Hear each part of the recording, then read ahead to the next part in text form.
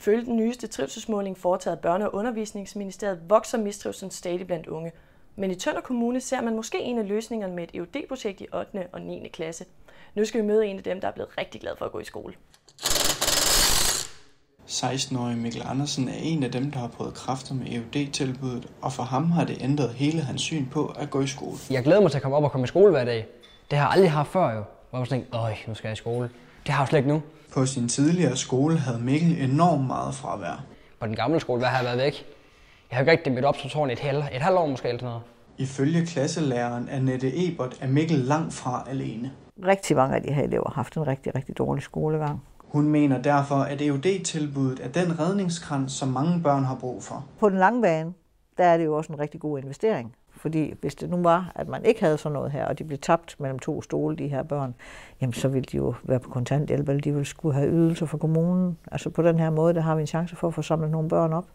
Ifølge Ane Kvartrup, der er forsker i gymnasier og erhvervsskoler, er der én ting, der er specielt vigtig for børns læring. Det at trives er en forudsætning for at lære noget. Og ifølge hende fylder boglige fag mere i skolen end tidligere. Jeg har bevæget os hen i en skole, som fokuserer meget på sådan det faglige indhold i sig selv. Ikke? Altså man skal lære noget dansk, og man skal lære noget matematik. Og vi er faktisk bevæget os ret meget væk fra nogle af de mere praktiske, musiske fag. Praktisk undervisning er netop det, Mikkel og vennerne skal over til i værkstedet, hvor en gammel Volkswagen Golf venter på en kærlig hånd. Sådan noget her, det duer heller ikke. Det vil en synsmand simpelthen heller ikke godkende. Det er vi simpelthen også nødt til lige at få kigget på og have lavet til, hvad der skal laves. Og med det sagt, sættes arbejdet nu i gang med stor koncentration og højt humør. Hold du bremsen, Rasmus! Det gør jeg sgu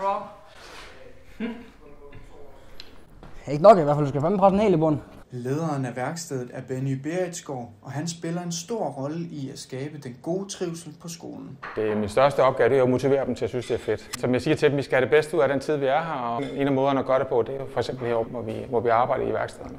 Elevernes gode arbejde opstår på grund af de gode undervisere. Altså, mit forhold til de lærer, vi har hernede, det er skønt.